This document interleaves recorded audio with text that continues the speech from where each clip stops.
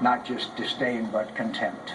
Unbelievable. Well, we also want to get your opinion, ask you about the Navy's long-awaited report on the January incident where members of Iran's Revolutionary Guard temporarily captured 10 U.S. sailors. Now, the Navy not only faulting Tehran, but what they describe as poor judgment on the sailors' part. Take a listen.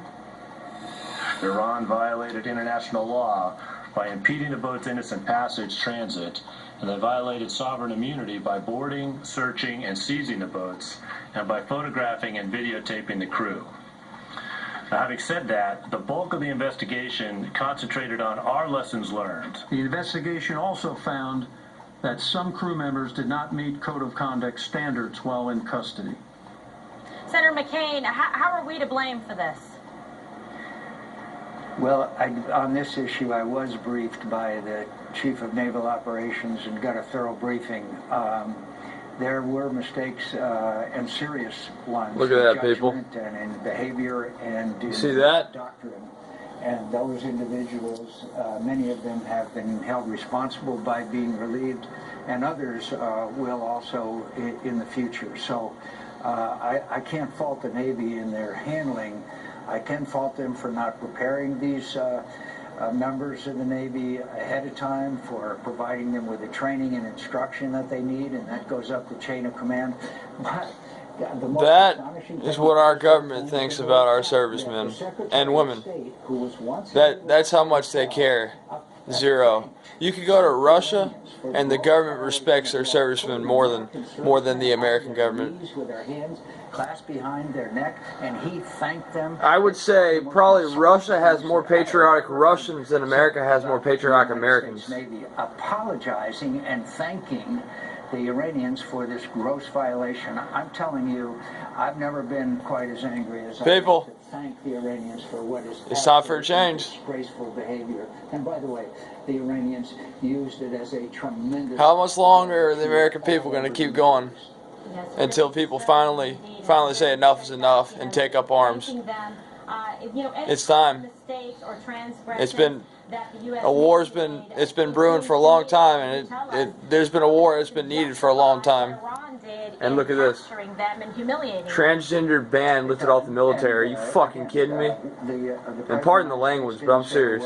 The Secretary of State thanked the Iranians, and so did other members of the administration. Thanked the Iranians. And that's like not even mentioning the Iranian thing. Even that's ridiculous too. To upset the nuclear deal, which the Iranians are violating as we speak.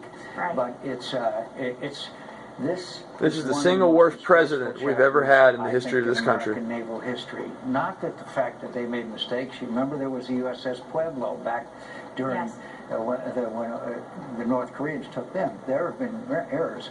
But to thank a country that violated the rights of and the standards, putting American service members on their knees with their hands clasped behind their neck and videotaping them, and that, I mean, it's a disgraceful chapter in American history. Indeed it is. Senator John McCain, as always, thank you. If you're watching this, share this. If you're just pissed off about what's going on and what's been going on in this country, hit me up. We can change it.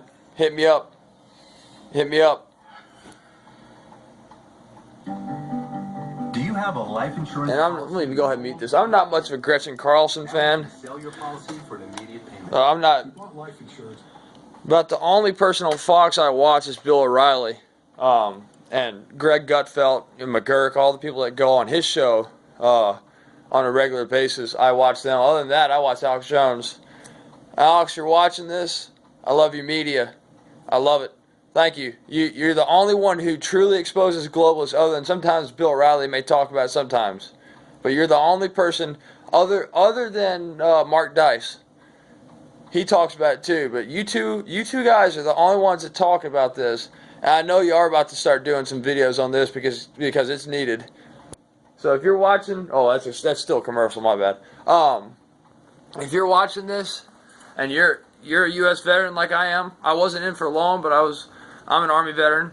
I still served honorably, like most of us. And what's funny is you're going to start seeing the liberals. They're going to start talking about how great this is, and it's just like, oh, now the liberals care about the military, because I thought they never cared. And this is what has another thing, and it's kind of off topic, but when you try to avoid war, it just leads to worse things. Eventually, there's some wars you just have to fight. Okay? And right now, there's a such thing that you always hear with the presidential campaign, a peaceful revolution.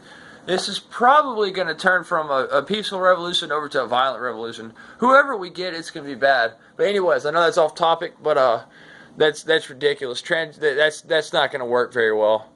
I can guarantee you that. Wow. You have no freedom of speech anymore. Well, they say you have freedom of speech, but as long as it goes with the guidelines and the agenda of the left.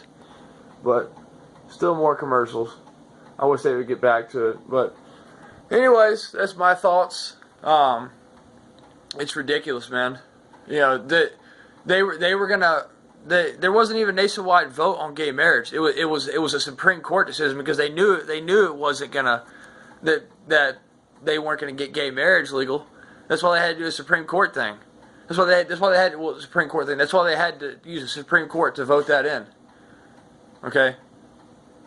So, and it's funny is I would have been all on board if they had legalized drugs. I'm all for it. I'm all for legalizing every drug, because I mean, people are still, the war on drugs was lost a long time ago. It's a failure, but here we go. Here's some more. 3-year lows in the wake of the Brexit. Freddie Mac says the average 30. Thanks for watching. Hit me up if you're tired of it, like I am.